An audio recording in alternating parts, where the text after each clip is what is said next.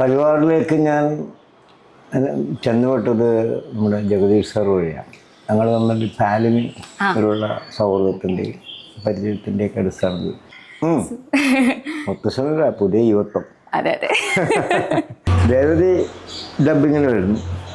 രേവതി അപ്പോൾ ഡബിങ്ങിന് വരുമ്പോൾ ഇട്ടു നോക്കി കഴിഞ്ഞപ്പോൾ രേവതി പെട്ടെന്ന് ചോദിക്കണം ഡയറക്ടർ സാർ, ഇത് അന്ന് ആക്ട് ചെയ്ത ചേട്ടനല്ലല്ലോ ഡബ് ചെയ്തിരിക്കണം. നിൻ്റെ അപ്പൻ്റെ കാശല്ല ഞാൻ ചോദിക്കുന്നത്, ഞാൻ ഇന്നലെ പണിയെടുത്തുകൊണ്ട് വന്നത് നിൻ്റെ കാശാണ്.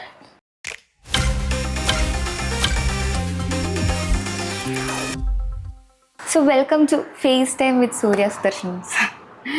എനിക്കൊന്ന് 2 വർഷത്തിനിടയിൽ നമുക്കൊരു പുതിയ മുത്തശ്ശനെയും കൂടെ സിനിമയിൽ കിട്ടിയതുപോലെയാണല്ലേ? മുത്തശ്ശനല്ല, പുതിയ യുവത്വം. അതെ അതെ. സോ ഇപ്പൊ പുതിയ വിശേഷം പരിവാറാണ്. തിയേറ്ററുകളിൽ പ്രേക്ഷകരുടെ നല്ല റെസ്പോൺസോടെ ഓടാണ്. അപ്പോൾ പരിവാറിന് തന്നെ നമുക്ക് തുടങ്ങാം. ആയിക്കോട്ടെ. 2 വാക്ക് പരിവാറിനെ കുറിച്ച് എന്ത് തോന്നുന്നു ഇപ്പോൾ? പരിപാടിയിലേക്ക് ഞാൻ ചെന്നുപെട്ടത് നമ്മുടെ ജഗദീഷ് സാർ വഴിയാണ്. ഞങ്ങൾ തമ്മിൽ ഫാലിനുള്ള സൗഹൃദത്തിൻ്റെയും പരിചയത്തിൻ്റെയൊക്കെ അടിസ്ഥാനത്തിൽ പുതിയ കുട്ടികളാണ് പരിപാടി സംവിധാനം.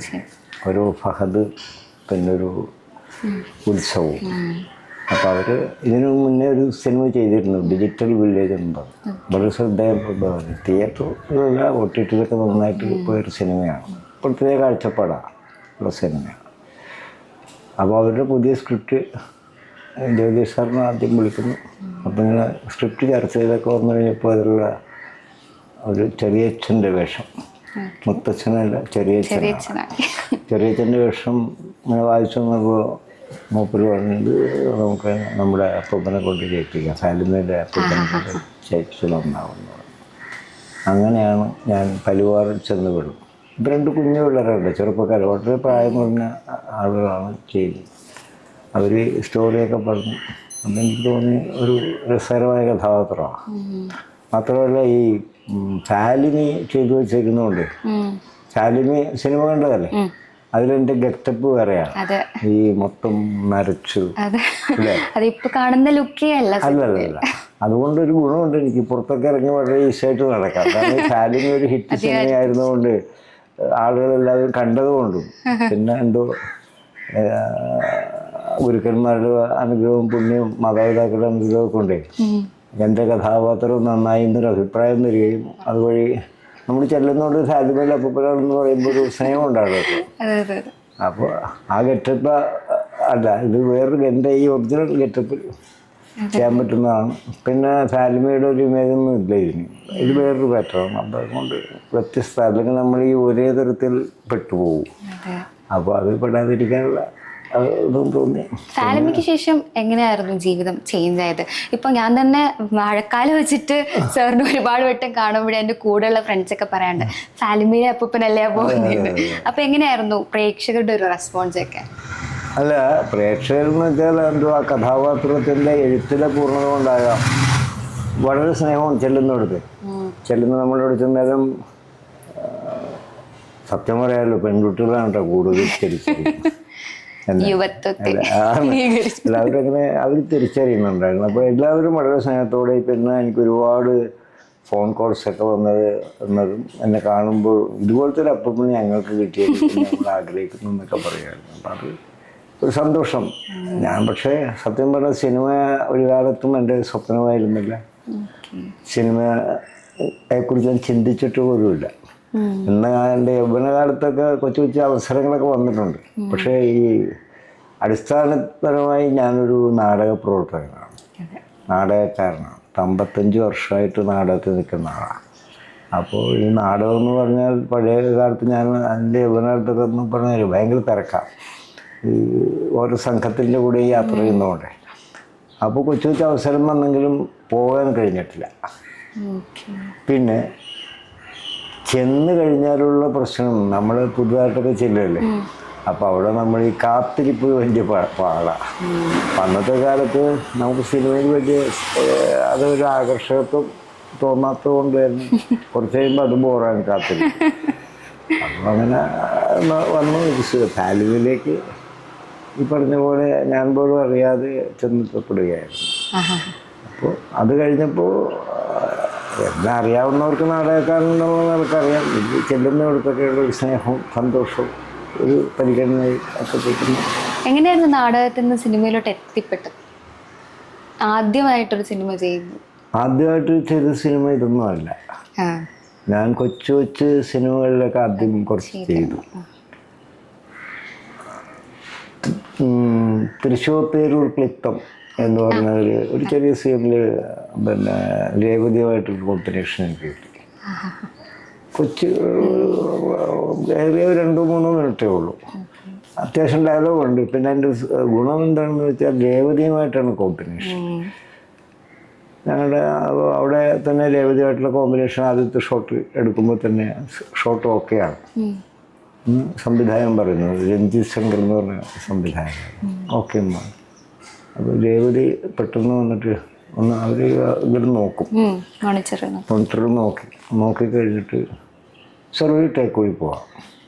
കാരണം നമ്മൾ ഈ സിനിമയുടെ സാങ്കേതികത്വമൊന്നും അറിയാതെ കൊണ്ട് നമ്മൾ ആക്ട് ചെയ്യുന്നു.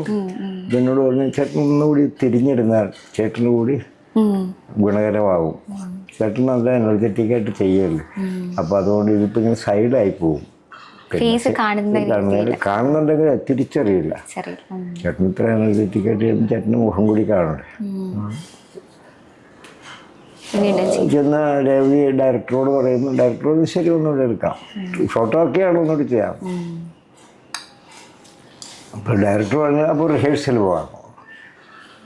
രവി എൻ്റെ അടുത്ത് അവർ നല്ല വളരെ കോപ്പറേറ്റീവ്, മാത്രം കോപ്പറേറ്റീവ് എന്നല്ല, നമ്മളിങ്ങനെ പ്രചോദിപ്പിക്കുന്നതല്ലോ. അവരെന്നോട് പറഞ്ഞത് എന്തിനും റിഹേഴ്സൽ നമുക്കൊന്ന് ടേക്ക് പോകാം. അങ്ങനെ ചെയ്തു. കഴിഞ്ഞപ്പോൾ എന്നോട് ചോദിച്ച്, ചേട്ടൻ തിയേറ്റർ പേഴ്സണാണോ എന്ന് വെച്ചാൽ ഞാൻ പറഞ്ഞു അതെ. സ്റ്റേജാ അല്ലെങ്കിൽ ഇതാ സ്ട്രീറ്റാ എന്ന് വെച്ചാൽ ഞാൻ സ്റ്റേജും ചെയ്യും സ്ട്രീറ്റും ചെയ്യും, എന്നാലും എനിക്ക് ഇഷ്ടം സ്ട്രീറ്റാ.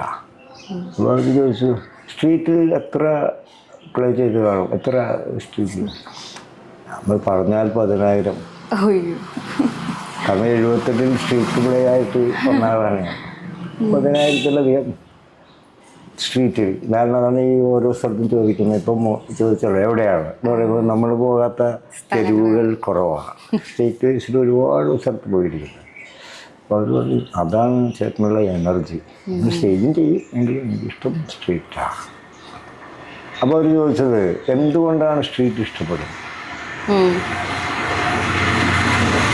അതൊരു ചോദ്യം. എന്തുകൊണ്ടാണ് സ്ട്രീറ്റ് പ്ലേ ഇഷ്ടപ്പെടുന്നത്? നമ്മൾ സ്ട്രീറ്റ് പ്ലേക്ക് ഒരു പ്രത്യേകതയുണ്ട്. സ്റ്റേജ് പ്ലേ എന്ന് പറഞ്ഞാൽ 4 അടി ഉയരത്തിൽ നിൽക്കുന്ന നടനും 4 അടി താഴെ നിൽക്കുന്ന കാണികളും തമ്മിൽ ഒരകലമുണ്ട്.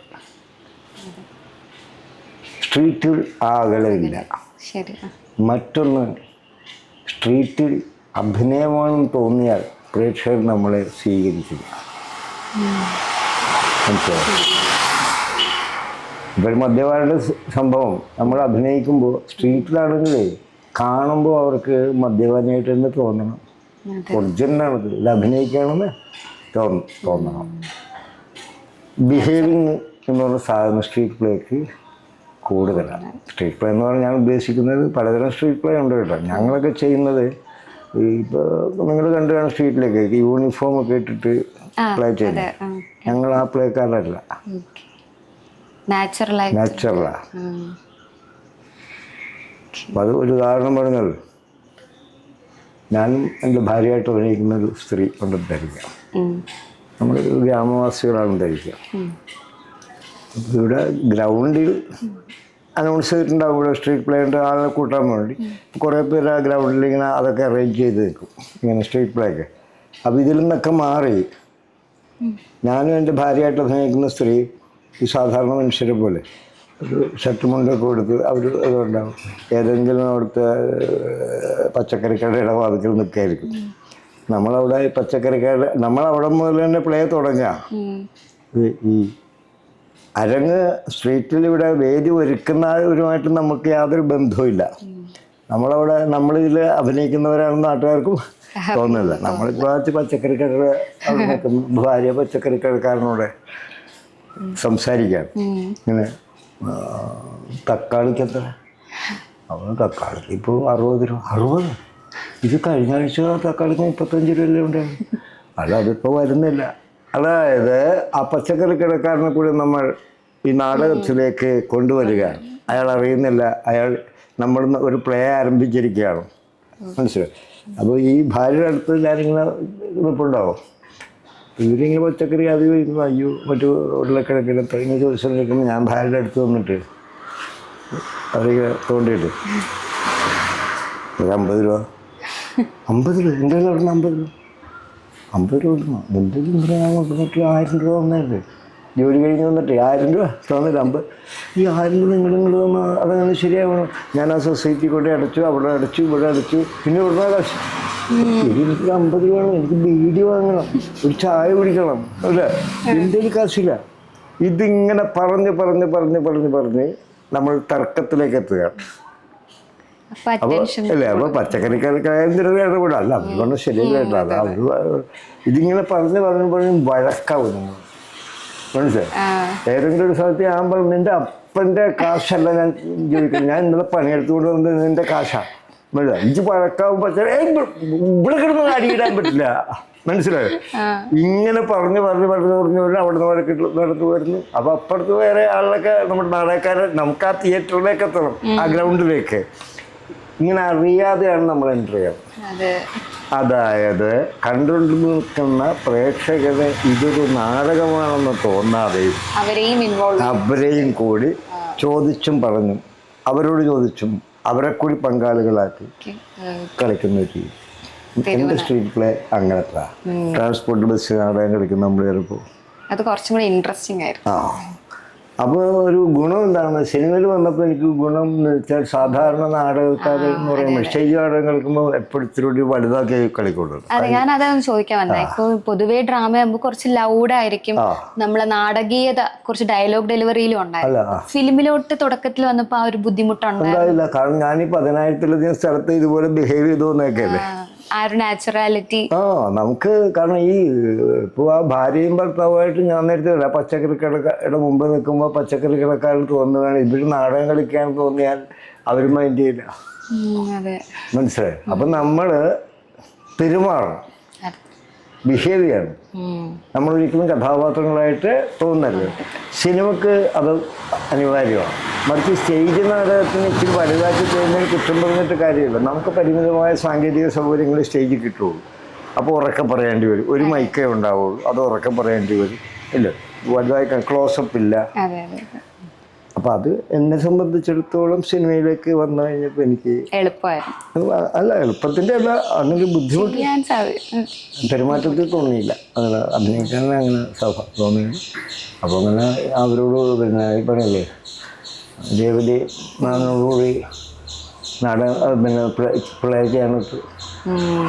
അത് കഴിഞ്ഞതിൻ്റെ രസം എന്താണെന്ന് വെച്ചാൽ അതിൻ്റെ ഡബ്ബിങ് റെക്കോർഡിങ് സ്റ്റുഡിയോയിൽ. അപ്പോൾ ചെറിയ വേഷമായതുകൊണ്ട് തന്നെ എന്നെ അല്ല ഡബ്ബിങ്ങിന് വിളിച്ചത്, വേറൊരാളെ ഡബ് ചെയ്യാൻ വിളിച്ചത്. രേവതി ഡബ്ബിങ്ങിന് വരുന്നു. രേവതി അപ്പോൾ ഡബ്ബിങ്ങിന് വരുമ്പോൾ ഇട്ടു നോക്കി കഴിഞ്ഞപ്പോൾ രേവതി പെട്ടെന്ന് ചോദിക്കണം ഡയറക്ടർ, സാർ ഇത് അന്ന് ആക്ട് ചെയ്ത ചേട്ടനല്ലല്ലോ ഡബ് ചെയ്തിരിക്കണം. അതുപോലെ അല്ല, അതൊരു ഡബ്ബിങ് ആർട്ടിസ്റ്റ് ഇല്ല, ആ ചേട്ടനെ വിളിക്കണം. അപ്പോൾ ആ ചേട്ടനെ വിളിക്കണം എന്ന് പറഞ്ഞതിൻ്റെ ഒരു കാര്യം എന്താണെന്ന് വെച്ചാൽ ഈ ആക്ട് ചെയ്യുമ്പോൾ ഞാൻ ചിലപ്പോൾ മൂളും അല്ലേ, ആഹാ ഓ എന്നൊക്കെ പറയാനുണ്ടാവും.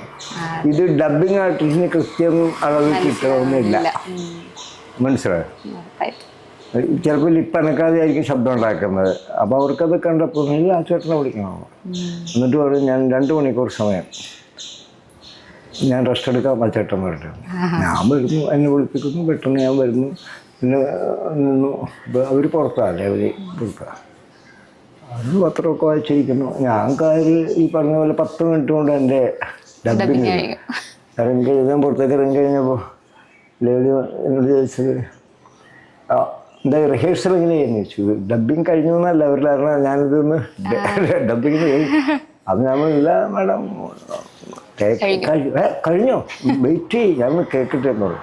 കയറി അപ്പോൾ അവർ കേട്ടപ്പോൾ അവർ പെർഫെക്റ്റാണ്. ആ നന്നായി നന്നായി നന്നായി. എന്നിട്ട് എന്നോട് പറഞ്ഞ് വരും ചേട്ടനൊരു അവസരം വരും എന്നോട് ഒരു സൂചന പറഞ്ഞു അവരാണ്. നസറുദ്ദീൻ ഷായോടുകൂടി ഒരു ഹിന്ദി സിനിമയിൽ ആ വെയിറ്റിംഗ് എന്നും പറഞ്ഞൊരു സിനിമ, അതൊരു വേറെ തരം ഭൂമിയാണ്. അഭിനയിക്കുന്നതുകൊണ്ട് അയാൾ അഭിനേതാവ് മാത്രമാണ്. ഒരാൾ ചിത്രം വരയ്ക്കുന്നതുകൊണ്ട് അയാൾ ചിത്രകാരൻ മാത്രമാണ്, കലാകാരനല്ല. ഒരാൾ പാട്ട് പാടുന്നതുകൊണ്ട് അയാൾ ഗായകൻ മാത്രമാണ്, ഒരു കലാകാരനല്ല. അപ്പം ചോദിക്കുക എന്താണ് കലാകാരൻ?